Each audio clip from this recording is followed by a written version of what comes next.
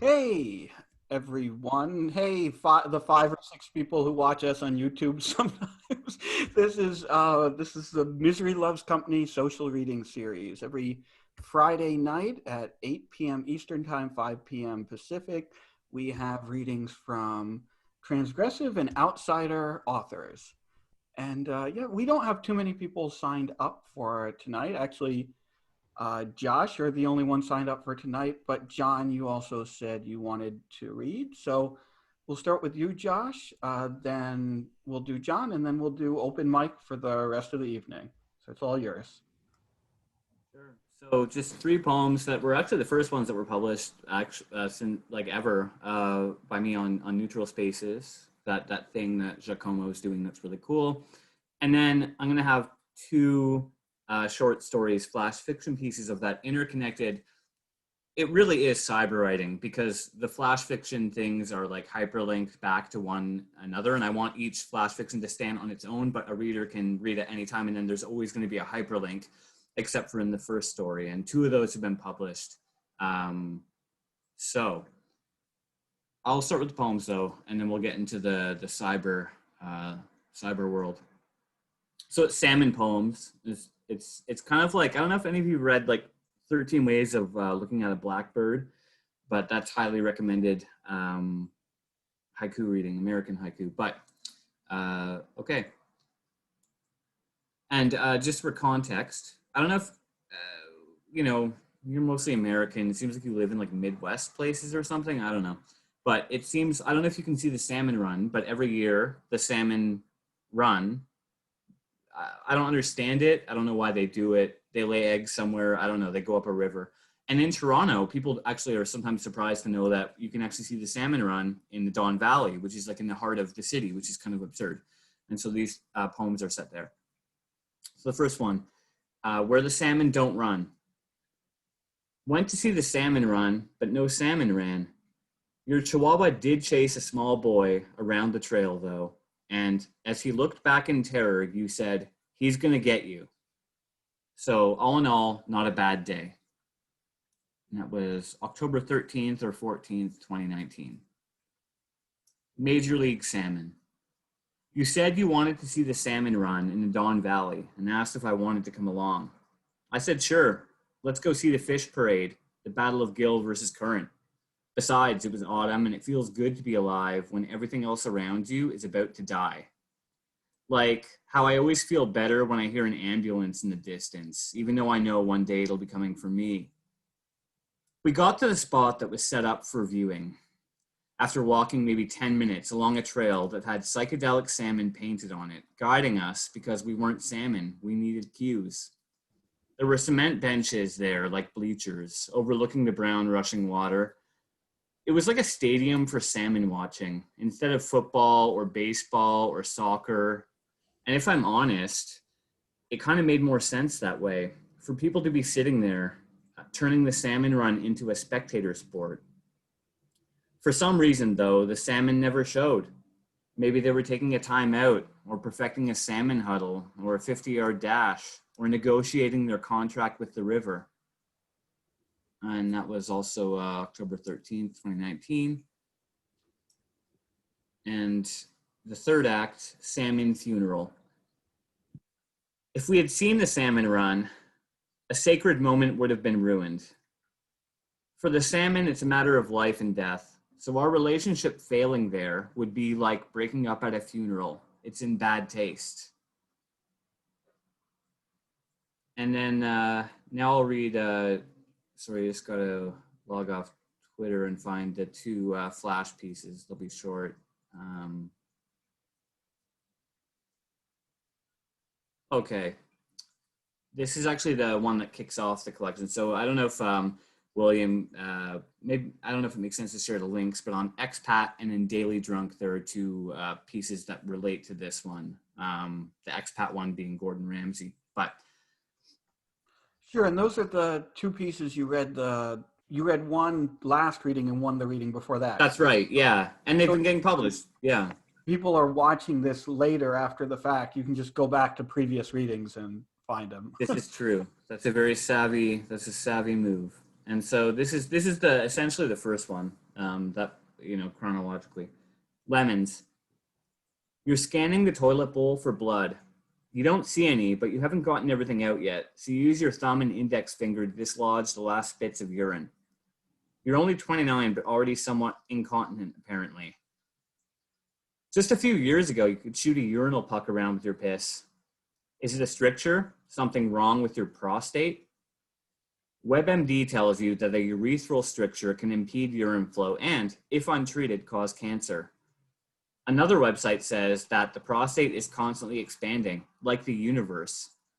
A decade ago, your prostate would have been around the size of a walnut. In another 30 years, it'll be more like a lemon.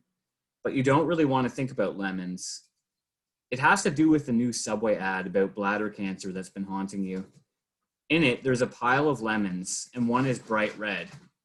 See red? See your doctor, the caption warns. Because of your constant drinking, you're terrified you'll need to have your bladder removed for cancer and then forever hide a urostomy pouch in your pants. It's what happened to an alcoholic your mom knows, and whenever you see him, you try and discern the outline of the piss bag in his pants. He cloaks it well. It seems miraculous that you don't have cancer already, really. You've been disregarding your body with impunity. The fact that you haven't faced consequences strikes you as some sort of evolutionary oversight. Only in the 21st century is an existence like yours enabled, you think, an existence so useless. You'd be easy prey throughout much of history. Your ancient deaths wouldn't warrant any ritual or ceremony. Even in modern times, well, you're not exactly thriving. But you don't dwell on it because you have to get to work and you're late again. That part will be a cyberlink to a previous story. 5 minutes to shave, 3 to brush your teeth, less to dress. Your chest aches vaguely and your jaw is sore, clicking as you swish alcohol-free mouthwash. You've been grinding your teeth a lot lately. In the kitchen, there's a running sobriety tally on a little chalkboard. There are 3 white lines scrawled on it, each representing a day of the month that you haven't drank or done drugs. The month is almost over. The table is an unexpectedly useful gift from your mom. The glass panel is an ideal surface to snort drugs off of. Sometimes, when you're hosting a party, you'll take a panel out and keep it in your bedroom so you won't have to share blow with anyone. But your drunken guests inevitably drop drinks and plates right through the empty space in the table. Something is supposed to be there, but it isn't. Locking your apartment door, you hope you don't come across the ad on the subway today. You've even stopped garnishing your cocktails with lemons. And then the final one is called Ruthless Lowlife, which is, it's interconnected, but no chronology. You need to figure out how to stop drinking so much. You could ask your doctor to refer you to a therapist or join some 12-step program, but you think you've got a better idea. It'll just have to wait until the weekend when you aren't busy writing marketing copy for condo developers. It's Saturday morning, and your head doesn't feel like a head should. You don't even throw up when hungover anymore. It's like your body's just given up. But you're resolved to stick to your plan. You're nervous and pace your apartment for an indeterminate period of time. Part of you wants to... What's that? Part of you wants to back out while there's still time, but you're desperate for results and proud of your proposal. It's so bright out as you walk over the bridge to your destination. You want to capture the brightness, put it in a package like a light bulb so you can use it later. Someone has spray painted Ruthless Lowlife on the bridge. Seeing the tag, which is all over your neighborhood, always brings you joy. You consider Ruthless Lowlife to be your favorite street artist. You consider Ruthless Lowlife to be a light bulb. Glass doors part automatically, and you enter Canadian Tire. It's been a long time since you've been in a hardware store. Probably not since you were a kid. When your mom had you wear that colorful leash thing whenever you went out together so that you wouldn't wander away and get abducted. Recently, you found it in a box in the crawl space while helping her move. You wanted her boyfriend to take a picture of you two tethered at the wrist once again, but neither he nor your mom was willing to take part for some reason. Weird. It doesn't take long to get your bearings. There's a comforting logic to the store's layout, and you sense intuitively where the aisle you're looking for is located. Just in case, you've rehearsed a backstory for what you're about to do. And then there it is, what you were looking for. The dinky car display. Suddenly you're 8 years old. You've never had alcohol. Your organs are pink and healthy. You wake up early to watch cartoons. Your main concern is your Hot Wheels collection. If you can recapture something of that lost time, even at 1/64 scale, you might find a way out of your predicament, you think. These die-cast cars haven't changed in decades. Something of your childhood remains static, sealed in plastic. So you flip through the packages, picking out a couple models. An 85 Honda City Turbo, a 68 Mazda Cosmo Sport. You've already created an Instagram account that you'll use to upload pictures of your cars when you get home. The username is Big Dinky Energy. Standing in line, it feels like the first time you bought condoms. You're hoping the cashier is an old person, someone whose judgment you don't give a fuck about. Instead, you end up with a hot 20-something ringing through your items. Just picking these up for my nephew, you say. He really loves Japanese cars. As you walk back over the bridge on your way home, something is different. There's a City of Toronto truck pulled up to the curb, and someone is power washing ruthless lowlife off of the cement barrier. And you just wish some things wouldn't change. And then you reach into your plastic bag to feel the merchandise, and it's okay. And that was, so those are those two. Those were great. Those were great. I can't think of anything like more profoundly sad than like going to watch the salmon run and having the salmon not show up because the salmon had something better to do. You really like you have a real mastery of like taking just like the demoralizing realities of mundane life and making it like hilarious. Making it just like profound and enjoyable. So I really appreciate that, Josh. Those were great. Thanks. Well, yeah, it's nice to be able to turn the shitty. I actually did the car thing. Like, I actually went to fucking Canadian Tire and bought. I was feeling sad, and I actually thought that it would solve my problems, but this was it's also good to laugh about. I think you actually mentioned the Hot Wheels cars on one of the previous readings or something. Oh yeah, I tweeted about Calvin with it. I sent him a photo of my Mazda RX-7. Yeah. So people know. But thanks for that. Thanks. Yeah, no. Thanks for giving a venue too, because it's testing. Those aren't published, so it's nice to be able to, Yeah, no, they're great. They're great. And this was a very Canadian batch of poems too, I felt. I don't know if it was the salmon or the Canadian Tire reference or whatever, but usually your work is indistinguishable from the work of an American poet, but not today. Well, I do. I'm an honorary Floridian. I hope Florida accepts me. If Florida doesn't accept me, then I think there's a problem. Florida accepts pretty much anyone. Yeah.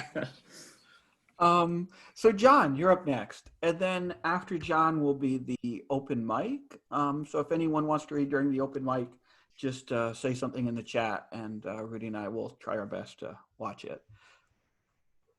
Cool. Let me post a link to these. Great. Do you want me to throw this up on Twitter as well? You know what? None of these have been published, Gotcha. So maybe just hold off on that. Gotcha. But yeah, I'm also going to read some poems. Just a couple quick ones. Okay, link is up. Okay, the first one is called At the Ocotillo. Our room overlooks the pool at the Ocotillo. Calvin Klein makes cocaine and ketamine. We make porno in a K-hole. Our ultra interview for the gram, the cloud of lives other than ours. First, there is the word, a romance language. a tongue. First God, America first, first us.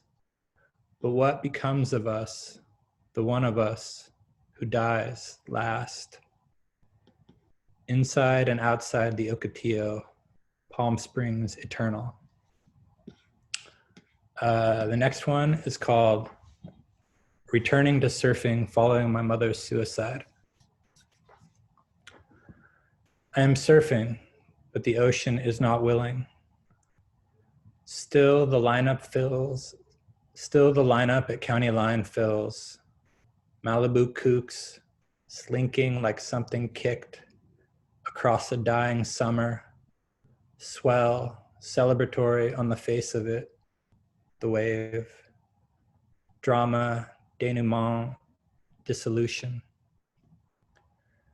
I am thinking of my first kiss, the lip of it, the wave curling, and how there is no cure for life, only the sorrow of knowing, the lesson of larger, deeper living. My first kiss was my mother, who was not willing. Yes, only living, adversary of everything. And the last poem is called The Orgy is a 99 Cents Only on Sunset Boulevard. Take frenetic satisfaction filling the shopping basket, approaching a register of jouissance, careless of the cost of sweethearts, 3-ply, Manischewitz, free associations, and safety razors, all the eros we can afford. That's all. Thanks. Those were really powerful. The second one in particular was just incredibly moving, you know? And also the like move from like safety razors to all the errors we can afford in the final poem. That's just a great like turn there. Cool. Yeah, just really good, really powerful stuff as usual. I love your shit, John. Thanks, man. It's great. Sorry. Yeah, looking forward to those showing up in print somewhere. Definitely. You'll have to tag me when they do, and maybe I'll retweet them because those For sure. were fantastic. Do we have Rudy? Has anyone in the chat said they'd like to read next? I don't think so. I don't believe anybody has come in for the. Does anyone want to read? Get in here. Oh, actually, Jake said he would, I think. Oh, Jake, it's all yours. Sorry, Jake. I want to apologize. I didn't mean to interrupt you. It's just John's work. No. Like I forgot what was going on, you know? Honestly, I love it when someone interrupts me because it gives me like less time to put my foot in my mouth. It's like, oh, thank God somebody else is talking. So this is that is a tremendous hat, by the way. I wear this all the time, like legitimately. This is my out of the house hat. I don't know. I got that flash fiction thing going on my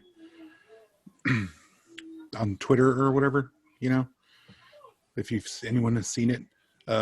That was actually inspired because I was looking at my phone because, you know, everybody's doing the picture of me, the picture of note from my phone thing. And I found notes where I had written a flash thing about a picture that I had seen. And I was like, oh, this sounds fun. I'll bet all our friends would like to do this. So I just did one. So I'll read you the thing that I found in my phone. Can you shoot a link to the tweet also? And then awesome. Thank you. So I tweeted out, I just, in the chat, I put a link to the tweet. I just tweeted my note and the picture that it's based on. And I feel everyone needs to see the picture that it's based on as I read it. This is getting very meta, but I'm trying to... Okay.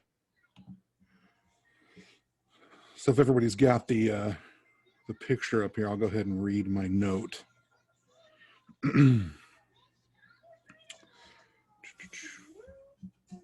Sorry for the delay. All right. So someone asked me, what was this guy's favorite band? So here's what I wrote. The first time Jerry heard Leather Velvet play was also the last. In fact, it was the last time anyone would hear the band. He sat at a small circular table tucked away in a corner of the Full Pitcher Lounge, now mostly referred to as the Full Itcher Lounge, after a string of guys, including Jerry, scored themselves a case of the crabs from none other than his now ex-girlfriend, Carrie Ann Wade. Jerry's heart was broken clean in two. Carrie Ann Wade was supposed to be the one. Beauty pageant princess from a small town in the desert turned hot-blooded rock and roll mama, and she had chosen him. They cruised the strip, revving engines and smoking tires every night. Just turned out that Jerry's back seat wasn't the only one Carrie found so inviting. Thinking back, he wanted to kick his own ass for talking about how great it would be for her to get a job, for her to get a waitressing gig. Free drinks and we can hang out while she gets paid, he had told himself. Now he sat there looking for trouble, watching as she talked to regulars and avoided him. It had been a rough few weeks, and every weekend he tortured himself by showing up and seeing just how quickly she'd recovered. Not only from the crabs, but from their breakup. As he sat there sipping away at his beer, his stream of thought was interrupted by feedback, the dull thud of a mic, and the smooth southern accent coming over the house sound system saying, "I'm Johnny Del Rey, and we're Leather Velvet from Tampa, Florida, and this one's called Edelbrock Annie. 1, 2, 3, 4. There was a rush of sound as the guitars ground out sonic salvation that he'd never heard. This was music that converted people, made the pedal hit the floor, cut through the bullshit in his head, and consumed him with four-barreled magic. He felt his swagger start to simmer and remembered that he was Jerry fucking Doubleday, baddest ass dude in the whole town. The next hour was perfection, and Jerry sat there front and center of the tiny bar stage, his golden locks flinging back and forth, catching more than a couple happy glances from some new girls in town. At the end of the night, Leather Velvet packed up their gear and hit the road. Jerry rode out with a new freckled-faced brunette cutie and knew that Leather Velvet was okay. And knew that Leather Velvet was going to make it big, and he had been there at the beginning. Except that never happened. 30 minutes outside of town, the band's van broke down, and that was the final straw. The years of trying to make it but spinning wheels had taken their toll, and Leather Velvet called it quits, leaving their biggest fan, Jerry fucking Doubleday, to spend the next 30 years telling anyone who would listen about the best band he had ever heard, but he never heard again.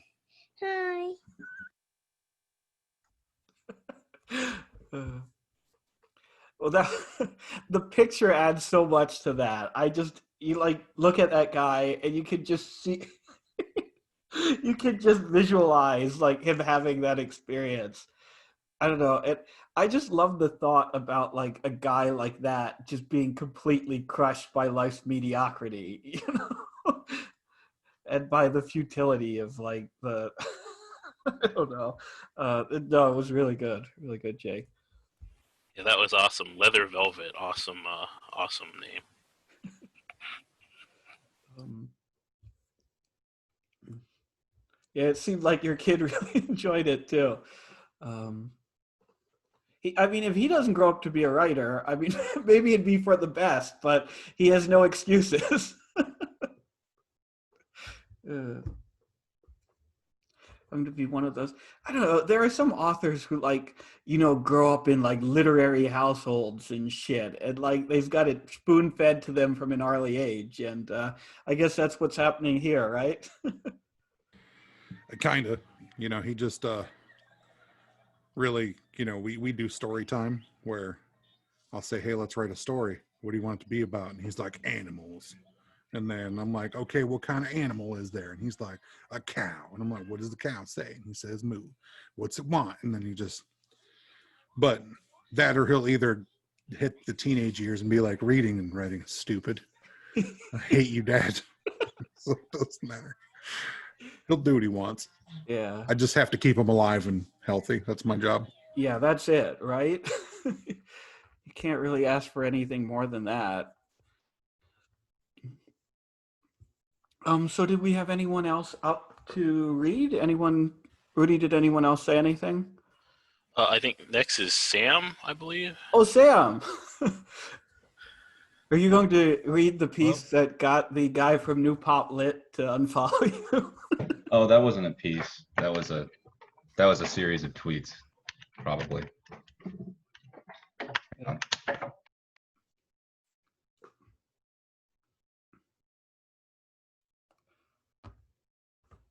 Oh, I think you're not muted, but your audio wasn't coming through.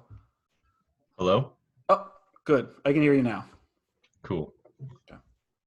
I have two pieces. One was for that hypnagogia thing that Nolak was doing that got fucked over, that I've kept for a while, and then I have another one that I wrote earlier this week. So let me see, here it is. Do you have links to either of these, or are these both currently unpublished? These are in my private collection. Gotcha. Okay, it's all yours. All right, this one's called Synonism. It took a long time, a really long time, for me to understand that I actually do achieve the CDC recommended several full cycles of REM sleep each night, regardless of whether I experienced it perceptually. I've always kept this to myself. Every night, for as long as I can remember, I have simply laid in bed with my eyes closed, staying absolutely still but fully conscious, awaiting that inevitable gullibility towards your own mental fancies, and to the strange time dilations that characterize NREM stage 1 and 2. For 8 hours, give or take, each night, the seconds tick by as metronomic and orderly as if I was in math class, eagerly awaiting recess, with my inner monologue never once veering from the path of my choosing, never free associating along the strange chains of signification that characterize the beginning of so many dreams I've read about. Not once. I never noticed, and still don't notice, any negative consequences to this, which is why it never occurred to me that this was abnormal. It wasn't until junior high that I became puzzled by my friends' discussions of dreams they'd had the previous night. I assumed they were lying or riffing on a story they had read, the way kids tend to make up stories on top of cartoons they watch at that age. I assumed that dreams were a sort of fiction akin to magic and Harry Potter, a fantasy, a made-up tale, in this case, of someone losing control of their own inner monologue each night, in a way that sometimes provides a flash of insight into the previous days or months or years' activities. Bedtime stories are told to induce a calm approach towards sleep and hopefully equally calm, uneventful dreams. Dreams were, for me, a bedtime story in and of themselves, a shared legend to be distracted by for 8 hours before getting up to silence my alarm and get ready for school. In high school, on dates, girls would sometimes talk about their dreams to me, but would stop themselves. My curiosity was taken as sarcasm. I would sometimes try to make up my own dreams as I lay in bed, fully conscious, but it required too much effort. I'd be groggy and scatterbrained those mornings. I tried. Free association had too high an energy cost for me to keep trying. Fighting my inner monologue was like fighting gravity. Imagining was akin to manual labor.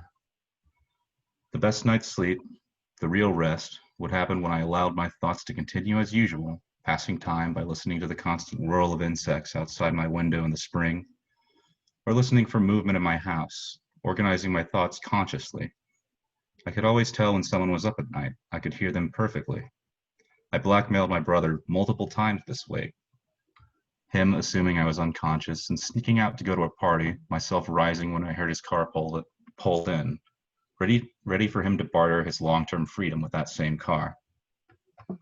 In college, I studied neuroscience, sub-goal being to get access to a sleep study lab. I kept a 4.0 with relative ease, having an extra 9 hours each night of internal review time while laying completely still. Maybe listening to an online lecture, or having Microsoft Sam read me some texts. In graduate school, my advisor was a neurologist who focused on sleep research.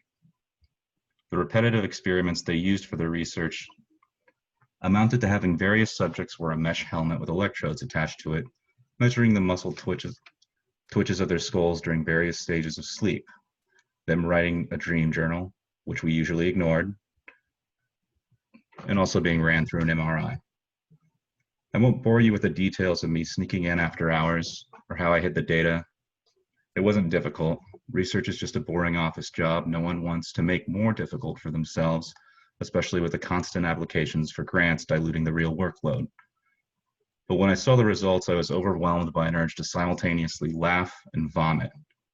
My sleep patterns, down to the millisecond, were identical to the average of every control subject this lab has ever used, dating back 10 years. In terms of ratio, I am the ideal, down to the repeating decimal, NREM to REM, perfectly average. Every night, I fall asleep.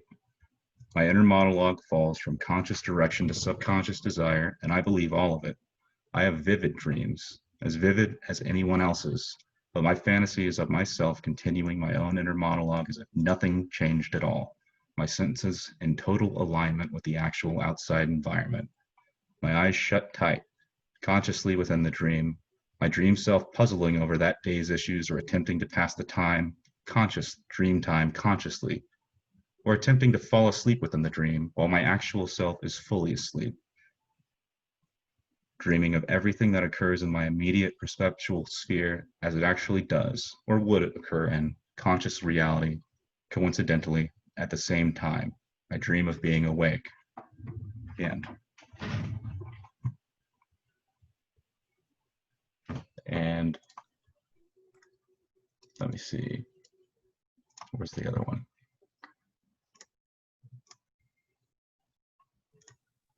Where's the other one? That was great. Thanks. Yeah, that was some truly wild shit. Somehow that was like just deeply horrifying. I mean, there was nothing. It's one of those things where nothing, like the greatest horror pieces, I think, are written in a way that doesn't like make you feel like you're reading horror when you read them, if that makes any sense. Like nothing about that was like, boo, you know? Yeah.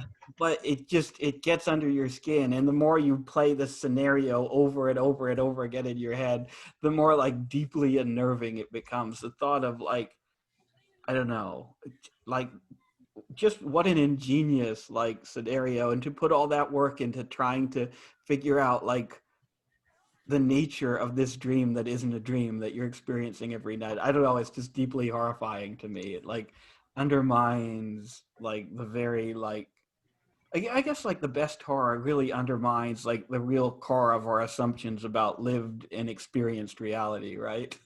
Yeah.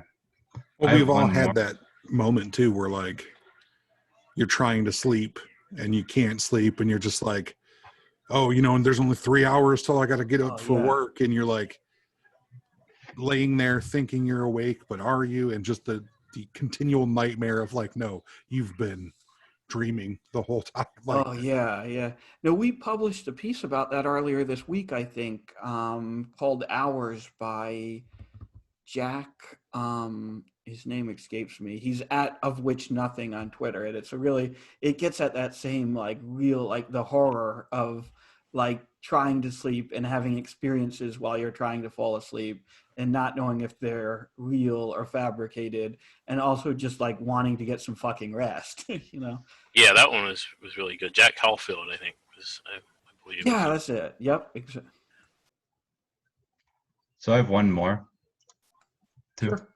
Go right ahead, Sam. This one's also about a dream, but it's a lot shorter. It's called The Curtain. Toss a mouse from a building. It will land, shake itself off, and scamper away. A rat is killed. A man is broken. A horse splashes. JBS Haldane. I think heartbreaks are like chicken pox. It's better to be exposed earlier in life. A toddler will be upset and shrug it off. Their immune system is still iterating, like it's in dialogue with the world. An adult can be hospitalized and left with a few scars, and a geriatric will likely die. When I grew up, parents would have pox parties to inoculate their children. I think that would make sense to do that for heartbreak, but I'm not sure how those play dates would be arranged. When I was 23, I experienced my first heartbreak. I loved her, and she loved me. We planned a family. I still think about her sometimes. She comes up in my thoughts. I like to think it's reciprocal, like maybe I do for her too, but there was infidelity.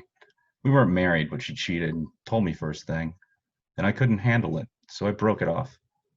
We tried again, but I eventually broke that off too because I couldn't handle it, and she couldn't handle me not being able to handle it, but we tried for a second. Maybe I couldn't tell her how I felt clearly. Every conversation we had before I cut it off again changed the situation too much for either or both of us to outsmart it. I think we were both just anxious about our lives. I saw a therapist after that. So did she. During our brief second wind, I had a dream that reoccurs sometimes. The two of us sat before a judge as he issued the verdict in a language I couldn't translate but still understood. Two glass houses with curtains on opposite sides of the neighborhood. That was our punishment. If one of us pulled the curtains even a little bit, it was permanent, as in they could not be reopened. Then the courtroom pulled itself apart, and we were standing in the exact middle of the cul-de-sac. Two large glass McMansions with curtains in their corners behind us, looking at each other's houses and back at each other. A fallen tree is the dividing line. We tried talking, but our voices couldn't get through. That was a part of the judge's decree, I think. We couldn't even hold hands over it. Neither of us tried climbing over the fallen tree, or at least I didn't. Maybe she did. I was afraid of making it worse. Anyway, the dream always ends with me arriving home from a walk. I walk up the stairs and into my room and look across the street. I see her figure in her room, standing there, looking at me. We look at each other. We don't lock eyes or anything romantic, but we know we can see each other. I see a figure walk up the stairs in her house, and she closes the curtain. I go to shut mine, but I always wake up as I grip the cord.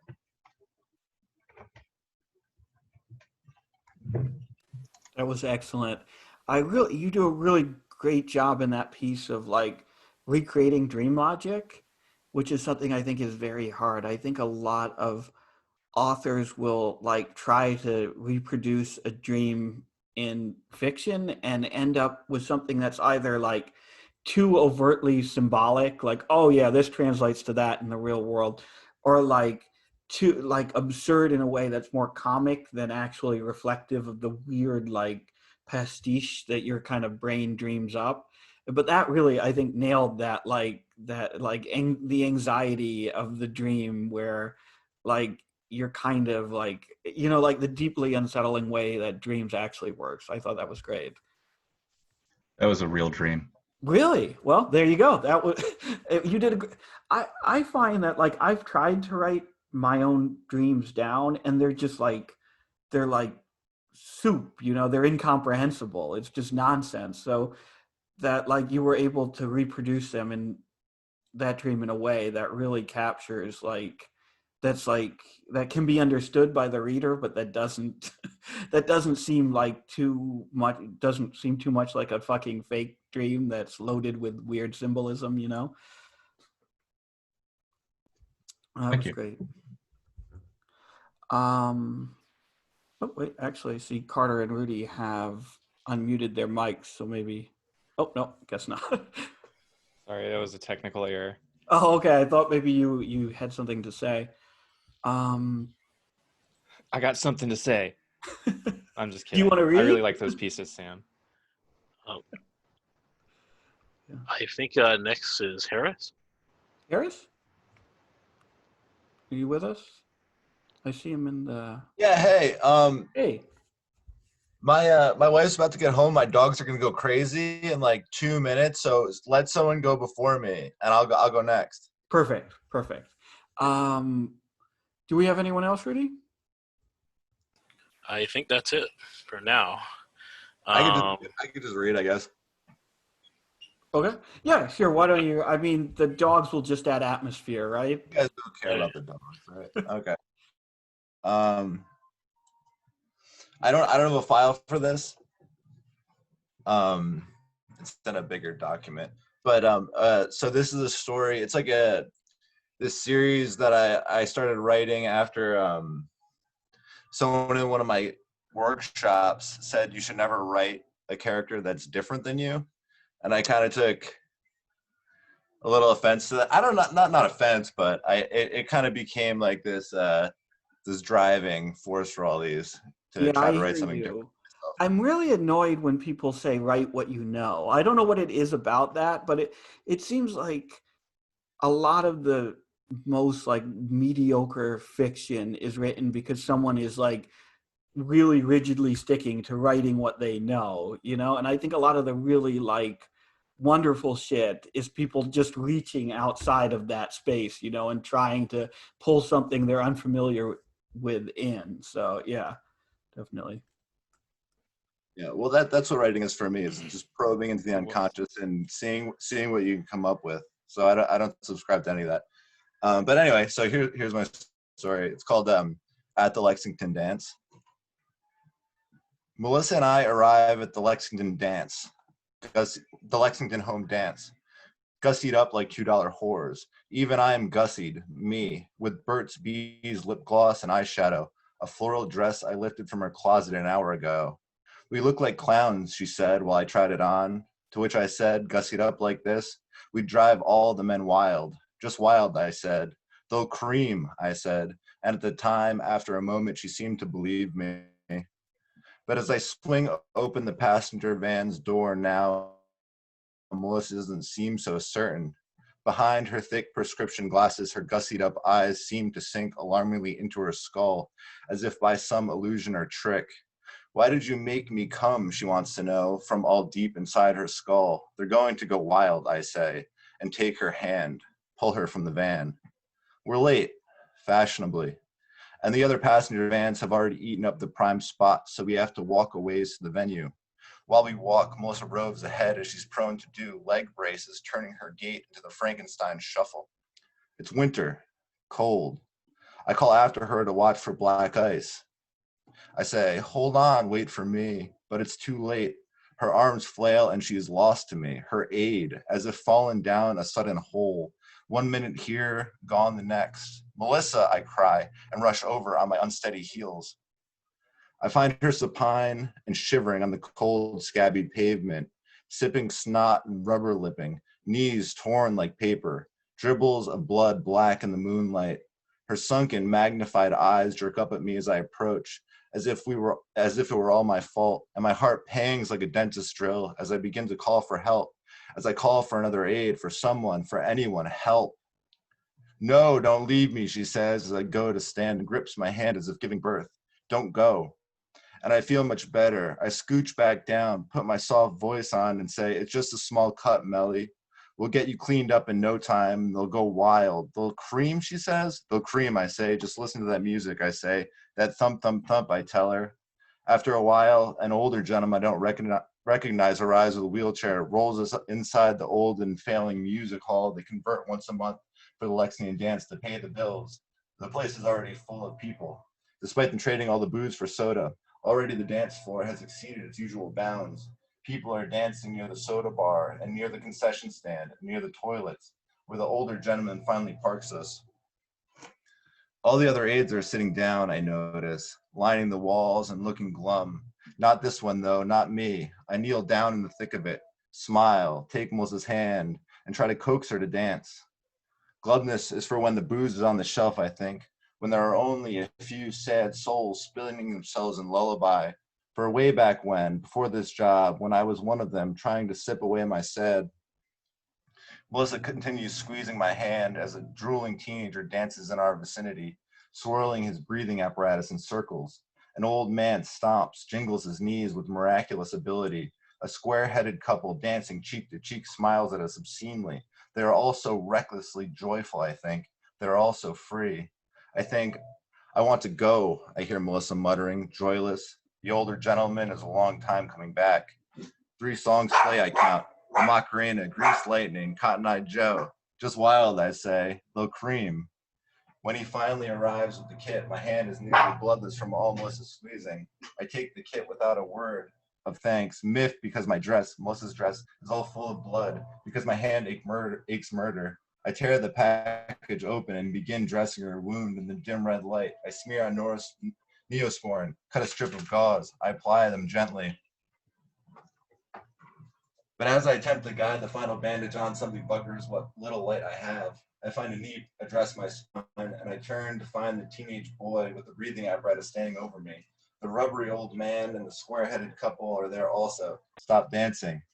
They're all crowding us and jockeying us to catch a glimpse of the wound, I realize. Scram, I say, because all packed in like that, I cannot see a thing. But no one moves, no one listens, no one ever listens. Scram, I say, but they just keep on not listening and buggering my light and jockeying in the now dimmer red light.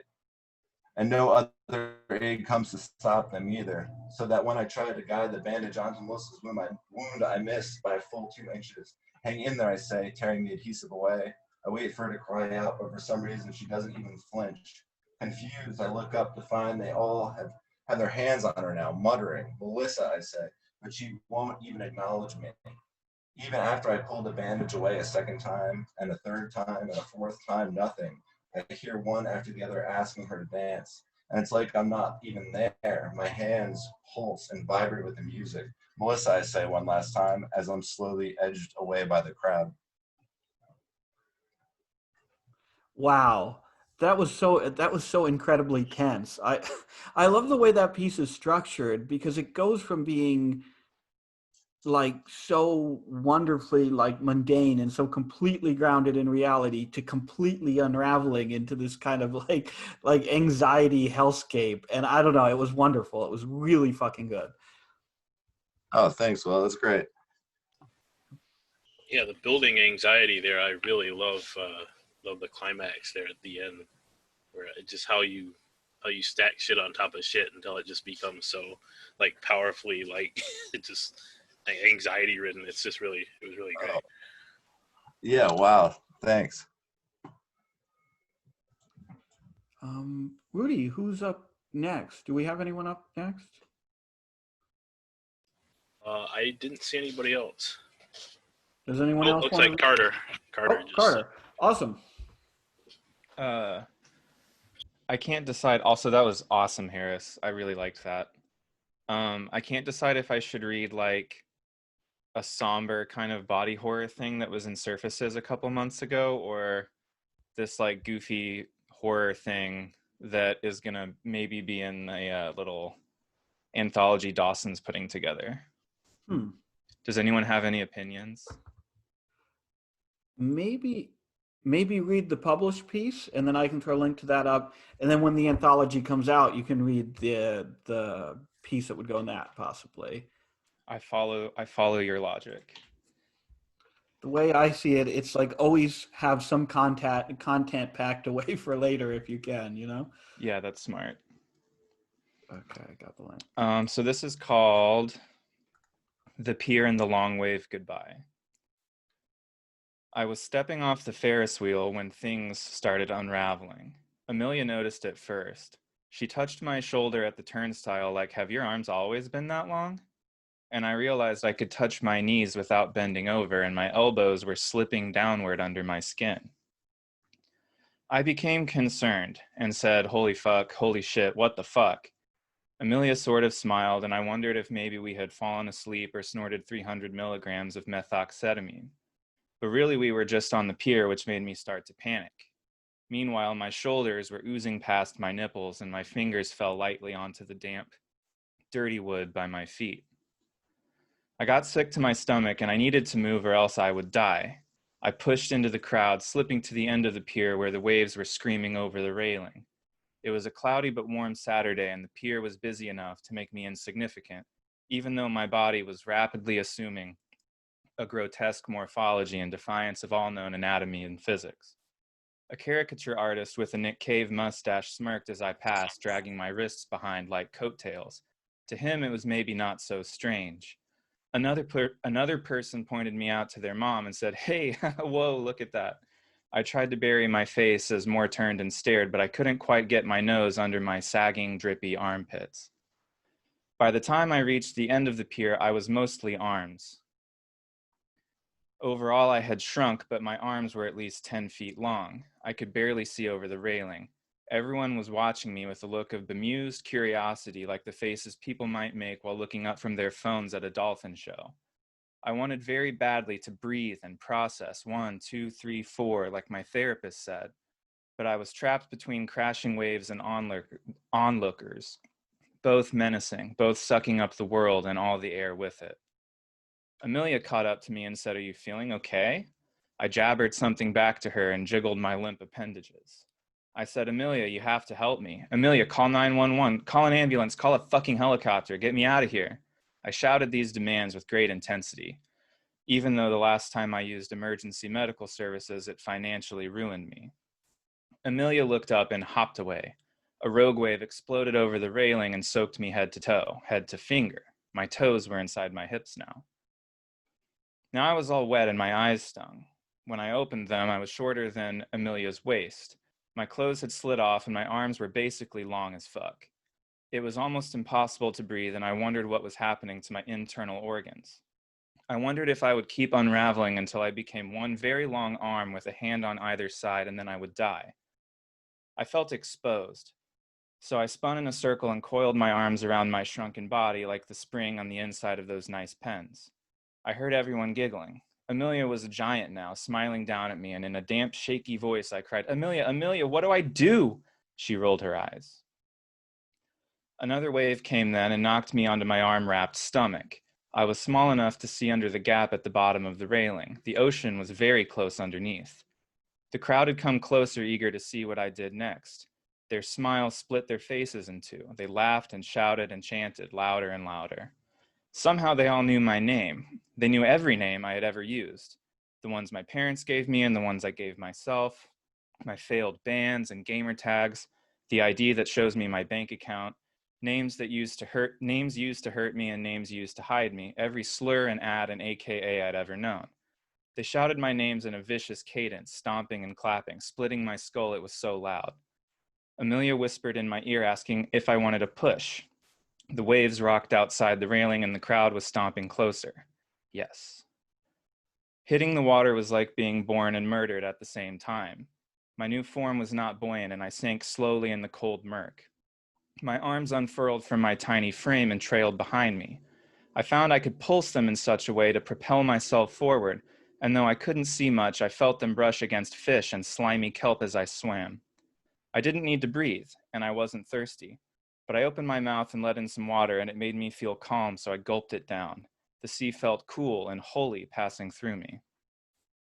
The crowd continued their chant on the pier, the cacophony muted by seawater like club speakers from inside the bathroom. I could just make out my name in the rumble. All my names, over and over, drenched in noise. I kept swimming, and after a while it faded away. The end. That kicked ass. Thank you.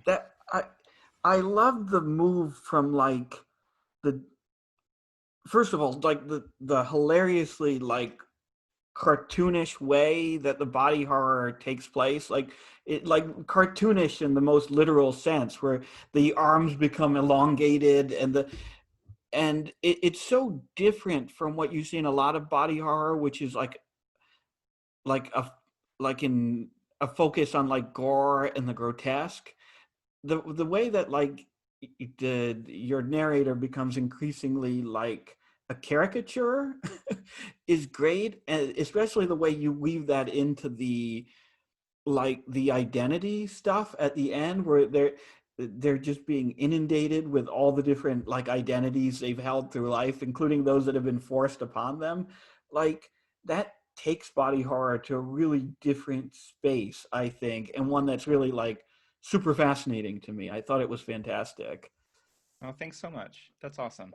Yeah, I think all the time about how like, you know, like your physical identity is kind of associated or not with like your internal identity and also with what other people think of you, and it like makes me panic all the time. And also in like, we were talking about dreams when Sam read his piece, and I do a lot of writing from dream journaling, and it's so weird how when you dream, you have these like very strong convictions and these like super, like you have all these stakes when you dream and all these like goals that you have to accomplish that don't make any sense, but they feel like it's your whole deal at the time.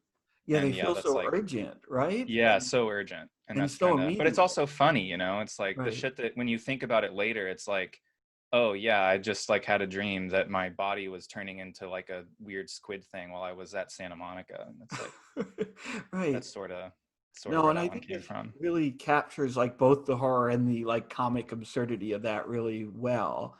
And I think that like a lot of body horror stuff tips too hard into like trying to like cram the horror aspect on down your throat, and as a result like it doesn't really end up being communicated. This piece though like because it was more like conversational in tone, because it was more direct and comic, it actually ends up being quite a bit more visceral and scary, I think.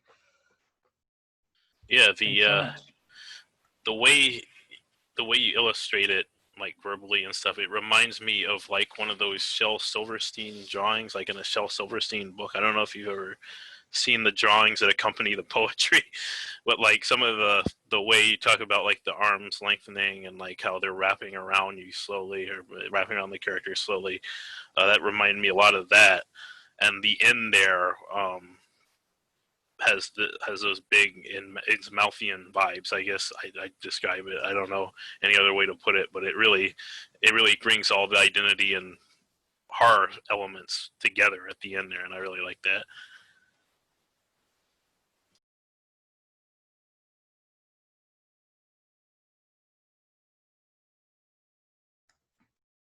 So I really liked it too. I'm just in the middle of like doing kid stuff, but that was great, Carter. Your kids weren't listening to that, were they? No, we're potty training, so Oh, right on. so do we have anyone else who wants to read? If I'm reading it right, it looks like B-Boy is next. Oh, B-Boy. Brandon, Ready to go. you ready? All right. It's all yours, man. This is a piece that I'm working on. I'm only about halfway through, but halfway is a good stopping point for sharing tonight. So here's the Google Doc. The purr of the engine cooled to a whisper before the silence left only the sound of the soft autumn breeze and the dwindling leaves of the old maple trees. Williams and Brooks roads crossed in the fading glow of my headlights, empty and alone. I idly asked myself how I had wound up here again after all these years. This was where everything had changed after all. This is where I lost everything. This is where I made the worst mistake of my life. I pulled the keys from the ignition and dropped them unceremoniously into the breast pocket of my jacket before pulling the handle and pushing the door open. As I stepped out, my boot crunched on a dried twig. I told myself that was a good sign. If the twigs hadn't been cleared from the roadside, then it was fairly likely that no one had come through here in days. Not that there would be any reason for anyone to be out here. The few houses scattered this far from civilization were either permanently abandoned or nothing but seasonal hunting camps after all. Regardless, I knew that I wouldn't be interrupted. It had been a rough 10 years. It started back in 13 when I was told I had terminal cancer after a routine checkup. Inoperable. Even though it was still in the early stages, I didn't take the news well. I swallowed a bottle of Tylenol and chased it with a bottle of Jim Beam and went to sleep. If my brother hadn't come by to check up on me when he did, if he hadn't called the ambulance, if any number of things hadn't happened the way that they did, it would have ended then and there. Looking back now, I wish I never said anything about the diagnosis. Yeah, there would have been a lot of grief when the coroner called my folks, but it would have saved so much time, and by now they'd be living normal lives without me. After they jump-started my heart and pumped my stomach, I spent 2 weeks in the psychiatric wing for observation. They gave me some counseling. It helped, but not as much as they wanted it to. There's only so much they can say when you've been given about 2 years to live, factoring in extensive treatment. There's only so much that you can hear when you just want to go out on your own terms instead of seeing yourself wither and die slowly. Instead of making your family watch you wither and die slowly. My second attempt came a few months later, but they never found out about that one. I should have taken the scouts more seriously, learned to tie better knots. You can't really hang yourself if you don't know how to tie a knot that'll hold your weight. Instead, it lasted just long enough for me to pass out before giving way the last possible moment. Probably for the best that I didn't think to research that hanging is most effective when you can make the neck break. Not that I had easy access to the kind of drop-off that I'd have needed to make that possible. Turtleneck saved me from a lot of awkward questions until the bruising healed. Then one day I met Bridget at one of the group sessions my brother wouldn't stop begging me to go to. He said they'd help me deal with the depression. I didn't need to deal with the depression. I needed to deal with the cancer, but I still went anyway. No one there knew me. No one knew why I was there. They just knew that we were all the same, suicidal, miserable, and desperately trying to cling to a hope that we didn't feel existed. She was depressed, said it was a chemical imbalance, not anything she could blame for it. There was just something special about her, to me at least. She seemed like she had such a warm heart and such a gentle soul. I don't know how or why, but we connected. That first meeting, it was just a brief smile when we accidentally reached for the same cookie at the refreshments table. The next one, we talked for a few minutes. The third, she asked me if I was going to ask her to go get a coffee after the meeting or not. I didn't have the heart to tell her why I was there. I didn't know how at that point. I was already thinning out. I figured she must have assumed that I was a recovering addict or something, but for whatever reason, I felt like there wasn't any harm in it. Misery loves company, right? It was a fast start to a relationship. I couldn't really play it slow, after all. My time was limited. By the doctor's estimate, I had around 14 months left on my clock. I kept telling myself that this was an asshole move. I didn't know how to tell her that my increasingly gaunt appearance wasn't some heroin chic remnant of a past life I was trying to escape from. I didn't know how to tell her that I couldn't be anything more than a visitor in her life, a brief chapter in her story, a chapter that was destined to end in tragedy. So I kept it quiet, avoided her questions aggressively. Then she told me she was pregnant, 11 months to go. I felt like I had to fight. I shaved my head a few weeks before starting my second round of chemo. I lied about why I was always so fatigued, why I was looking more sickly. She didn't say it, but I'm sure she thought I was relapsing on an addiction I'd never confirmed that I had. I had a kid on the way, a woman that I loved, and even that kind of living a lie didn't sound like love. And all I could think about was how to maintain the lie, while desperately clinging to every false hope about better treatments. I went everywhere I could think of, trying to find the alternative medicines. Any herbal tonic, snake oil, obscure rumor that I could get my hands on, I took. Some just made it worse. Some at least gave me some energy so that I could pretend to be normal. Modern medicine was failing me. Holistic treatments were expensive bullshit. I was getting desperate. The more would-be cures that I tried, the more my clock was ticking down, and there was no end in sight other than a trip to the crematorium. 8 more months. One day I wound up in some New Age apothecary shop on the verge of a mental breakdown. I explained to the owner, a sagely old woman that looked like she walked out of some fairy realm after stumbling into the wrong kind of mushrooms at Woodstock, what I was looking for. She smiled sadly at me and asked me what kind of cancer it was. She was the first person outside of my family and my doctors that I actually told the truth. She told me that the herbs weren't going to help, that she didn't want me to get any false hopes. When I walked out, I was fighting back the tears. The door closed behind me with a quaint ring of a bell. Shaking my head, staring at the sidewalk in front of my feet, I turned and started back toward my car, only to slam shoulders with a tall man in a black overcoat. He grunted as I fell to the ground, but kept walking. I thought I heard him mutter something about junkies. Maybe that was just my imagination. I knew I was frail, but the ease with which I was knocked down still hurt my pride. I hastily muttered, "Asshole," under my breath as I forced myself to a knee. And as I planted my hand to stand up, I spotted the small black book that I assumed he had been carrying in a pocket. Serves him right, I thought to myself, trudging along as I had originally intended. It wasn't until I sat down and closed the door that I realized I had picked up the book. I drove home, tossed my keys on the empty table. They skidded off and landed on top of the stack of boxes I had packed the night before. It was a sickness, really, but not the cancer.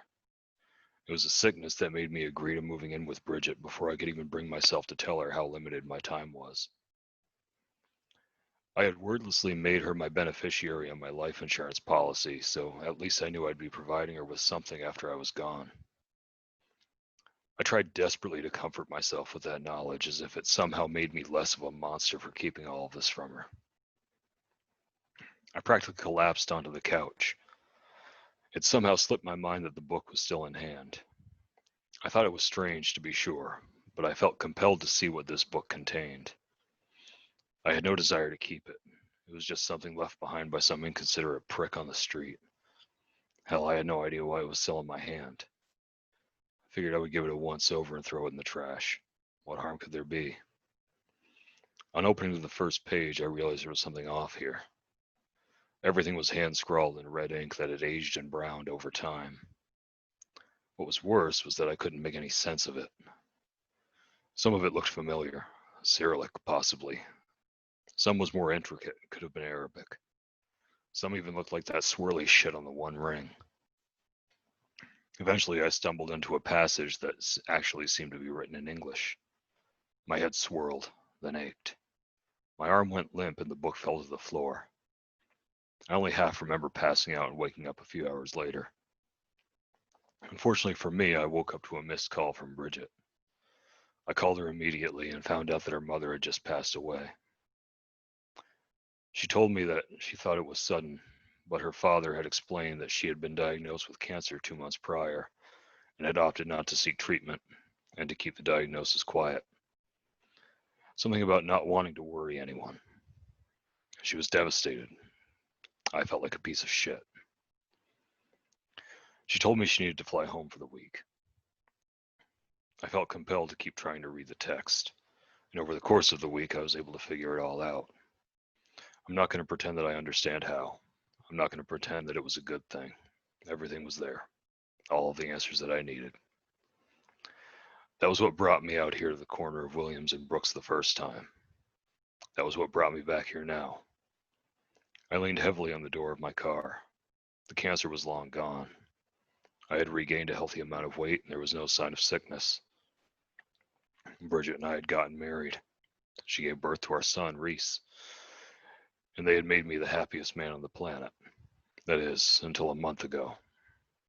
That fucking car accident took everything from me. I slammed the door shut and reached in through the back window to pluck out the cigar box on the seat and the shovel laying on the floor. I shuffled to the center of the dirt crossroads, bit the blade of the shovel into the ground and scooped out 4 mounds of dirt. I knelt and opened the box, examining the contents one at a time. It felt all too familiar. My head ached and my heart pounded. The femur bones of a black cat. Second time I'd gone through that hellish process. Thankfully, the local shelters didn't communicate records about my adoptions. At least I know that I'll never have to butcher a house cat to boil the bones clean again, no matter how this goes. The first time I think I vomited 3 or 4 times before it was done. That didn't happen this time. Not exactly something I'm proud to say that I've adapted to. Grave dirt. The last time I couldn't even tell you where I got it. I was so terrified of being spotted that I dug into the ground and over the farthest back grave in the cemetery. I remember my heart racing while I was trying to dig deep enough to match what the book instructed. This time I couldn't think of something more appropriate than to visit to Bridget and Reese's gravesite. I couldn't even muster a tear. There was no fear, no adrenaline, no sorrow. Just the cold, empty, endless sense of dread that I've been stuck with for the last year or so. An iron knife, freshly sharpened. I picked it up, held my hand out in front of me, and hesitated for a moment. The scar was still visible from the last time. The slice was deep, and I had a hard time explaining it when Bridget came back from her father's. It didn't heal well. It still ached in cold weather. Still felt itchy when it rained. I don't even know how many days it bled. The medications probably didn't help staunch the bleeding. Hopefully there won't be an issue this time. I drew the blade over the skin in the same direction as before, about 1/4 of an inch closer to the heel of my hand. My blood poured onto the dirt, stained the bones. I squeezed to get a bit more into the box, then quickly wrapped my hand in a towel. I set the box into the hole, swept the dirt back on top of it. I waited. Nothing happened. End of part 1. I hope that not that like his family doesn't get saved, that it turns out the cancer went into remission for reasons totally unrelated to black magic, and that he has done all of this for nothing. That's my sincerest hope, is that this whole thing is just one more I don't know, that the whole thing ends up being really sad and mundane, and he goes home and drinks himself to death. Remains to be seen. Yeah, that was intense. I know this was pitched to me as I forget how you said it, like a mundane cancer story.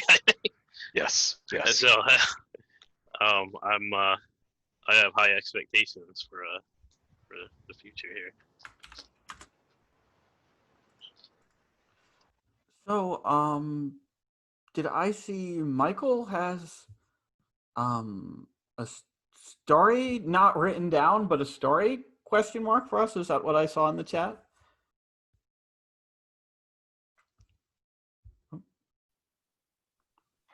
I mean, I have some stories, but it's just, from our boot camp and all that kind of stuff.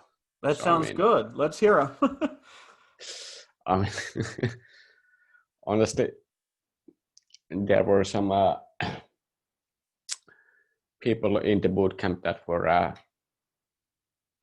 they really were not fit for the boot camp, but they just tried to become divers, and they really didn't qualify for that, and they just kind of dropped out at the end.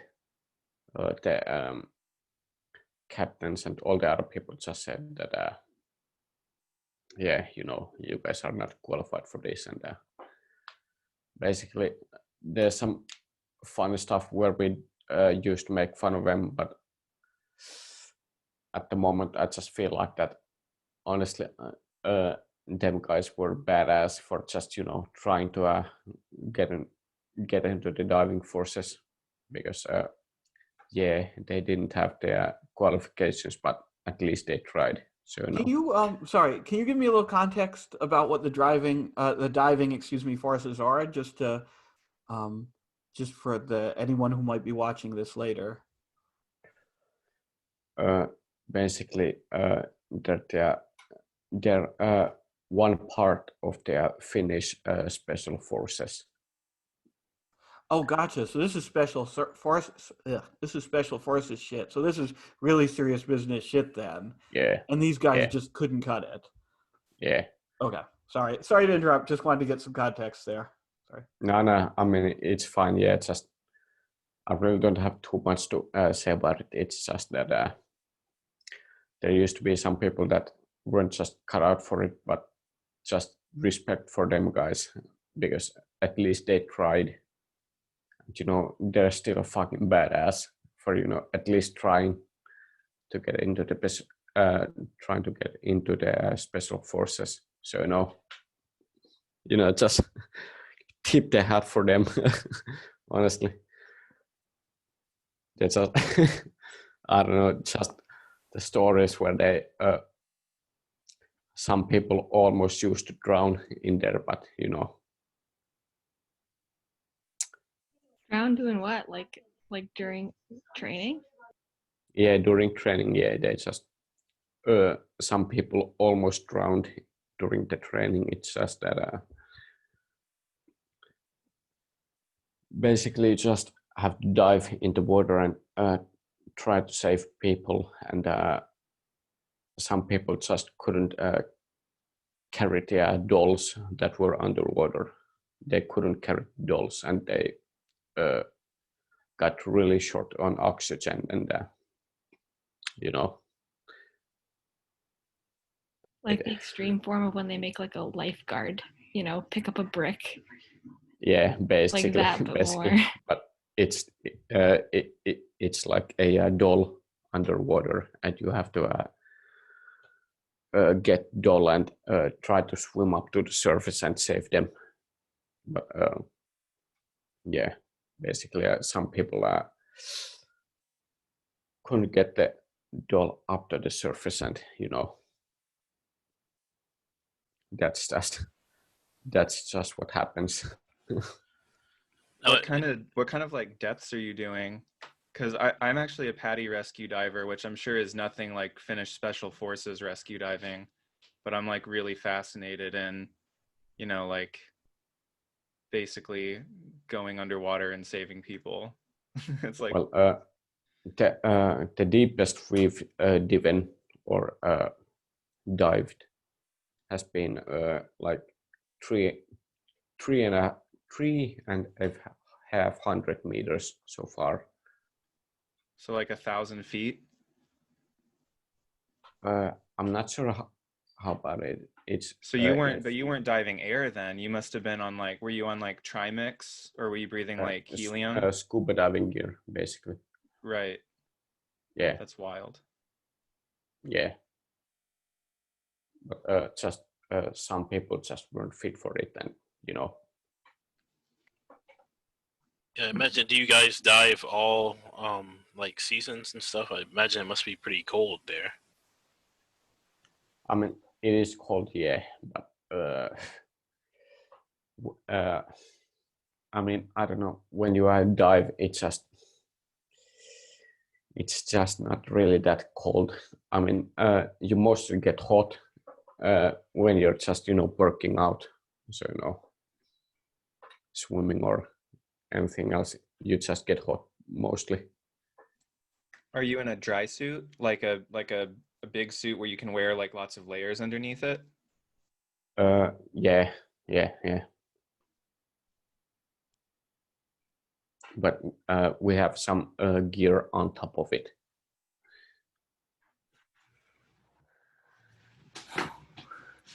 Yeah, that's mostly the stories we have from there. Honestly, I don't even know how to swim, so that's incredible. I don't think I would cut it. Yeah, I mean, honestly, it depends on the mentality most of the time. Yeah. Can I ask one more question, Mikhail? Yeah. Did you ever experience nitrogen narcosis? I don't know if that's confusing in like if that's like only what we call it in America or not, but where at a certain depth you start experiencing like intoxication from the dissolved gases. Does that ever happen to like people that you worked with? For me and the other people, no. Shit is scary. Is that like the bends? No, it's where like the dissolved night, because like under pressure, the ambient gases in the water dissolve like thicker into your blood. And if you've ever like gone to the dentist and gotten like nitrous, or if you've ever like recreationally done nitrous, you basically get that effect times like 1,000,000 because there's a shitload of nitrogen in your blood. And it can basically cause people to like loop out at depth and forget to breathe, or swim way too deep, or do something stupid, or have a panic attack. And a lot of people die from it. Oh, wow. Oh, what's John Lindsay? Can you teach William? John's question is the best question. No, I can't teach you. I wouldn't think so. If you can, more power to you, but I don't think you'd be able to teach me to swim. I think at this point I'm kind of past hope there. No. Right. All right. Thank you, Mikhail. I'm sure I butchered your name the first time around, so I apologize. No, don't worry. Did I call you Michael? Yeah, just call me Michael. Yeah. Americans just call you Michael. Yeah. Kyle, how did you find this reading? Are you in Finland right now? Yes, I am. How did you stumble upon this? I mean, I am in the, or I used to be in the diving forces. Oh, I mean, like, are you just... How did you find this Zoom call, he's asking? Oh, in Twitter. Okay. Oh, there you go. You follow Misery Tourism, or did you just find us in a search, or? No, just a random search, yeah. Awesome. That's cool. You just go into like random Zooms? Yeah. You have an account? Yeah, it's just Rainbow Cup 100. Rainbow Cow 100. Cow. Oh, Well, Melane's trying to figure out what this means for our OPSEC. what? No. But yeah, I don't know. That's cool. Usually Yeah. when we get random visitors, it's like people spamming stuff or like playing the Shrek movie or something. Saying stupid shit, yeah. Yeah. Just outright trolling us. Yeah, no, it's great. It's awesome. We do this every week. You should stop by in the future too. So do you do it every Friday or? Yeah, every Friday at 8 p.m. Eastern. I have no idea what that would be for you. 8 p.m. Eastern. Hold on.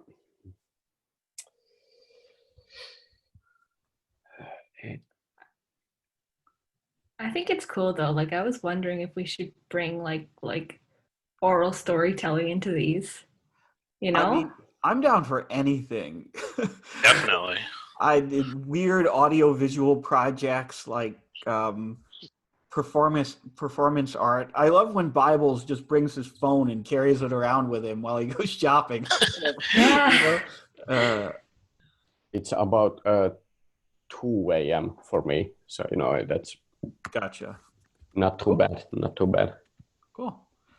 So did anyone else want to read? If not, we'll probably wrap up for tonight, but like usual, I'll keep the Zoom call open for a while. I didn't see anybody in the chat, but I have something that I can do, a very short one. Awesome. Do you want to close this out here, Rudy? Yeah, so sure, yeah. Fred Hampton was killed today, according to Twitter and history, I guess. So I have a short Twitter thing that I can read in reference to that, I guess. Cool. I'm a little nervous, but let's see where this goes. I've posted this on Twitter before. I've read it. It's been, people have seen it before, so that's the link to it there. I feel it's relevant given. Oh right, I given remember the day. this. Yeah, definitely. So this one is called "Don't Burn Your Home Down" Feng Shui. This is a 200-word RPG. Your city is inside of a generation ship bound for some destination that you will never personally lay eyes on. The sky is a hologram or something. This ship is sustained by mystical energy drawn from the positioning of objects within it. Look out your window on a normal day. This is the nominal state. Out of necessity, every person on board is taught how objects must be positioned in order to draw the most universal benefit and maintain this state. Recently, riots have disrupted things. People are upset because the ship's destination is distant, because they're caged animals with no direction, because life is fucking boring and infuriating and draining. After a riot, go outside, which is actually inside, but well, offer to help clean up. Try to put things back exactly the way they were. Organize, repair windows. Place the statues of mayors vandalized and news media signs back in their commanding positions. Put the vagrant's blanket back outside of McDonald's. Put his intravenous needles back too. Return those Legos to the store. Reshelve them. Plan and strategize to accomplish all this quickly. Enshrine this game in data form so the next generation can play. Die. Yeah, and that's it. Man, wow, that I love how you captured the futility of, or at least the seeming futility of revolution, right? This idea that every generation there's another struggle for some kind of rights and recognition and equality that never quite seems to come to fruition. Now you wrote this. Sure. This was written for the Atlanta riots, based on a statement that I think it was Killer Mike, or I believe it was Killer Mike said it. Yeah, when they conference. basically pulled him out to do that at that really awkward press conference where they had like the chief of police and the mayor there too, and Killer Mike. Yeah. Yeah. Yeah. Yeah.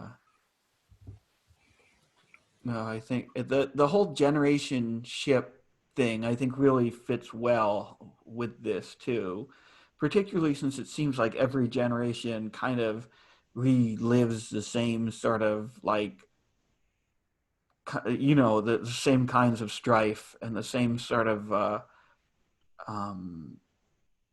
yeah, like you see this revolutionary sentiment, it seems, blossom in every generation and then get like crushed or acclimated in some way, you know. But no, I thought that was really, really good. I also like that it's yet another one of our games that you can't actually play, but yet, like, I love the idea of an unplayable game, you know, a game that exists only to be, only so you can consider playing it, but not actually play it. Just imagining like going down to like Miracle Mile or something after the BLM protests and like having like LAPD yell at me and be like, "You don't understand, I'm LARPing cleaning." Yeah. Yeah. Yep. Yeah. Yeah. Okay. And on that note, I think we'll end this for tonight. Thank you, everyone who attended. Thank you, everyone who read. Yeah. Thanks so much. It's always fun to do these. You always get so much interesting work read, and it's just so good. You know, it's just so good to like feel like part of a community of artists, and to actually like get to experience other people's work. Not exactly firsthand, since it's a Zoom call, but quasi firsthand, secondhand, virtually, whatever. Anyway, if you're watching this at home, as I said before, we do this every Friday night, 8 p.m. Eastern, 5 p.m. Pacific. Maybe if you've seen a few of these on YouTube, stop by sometime. If you follow @Misery Tourism, you can see when we tweet out the link. Okay, thank you, everyone. And yeah, have a good night.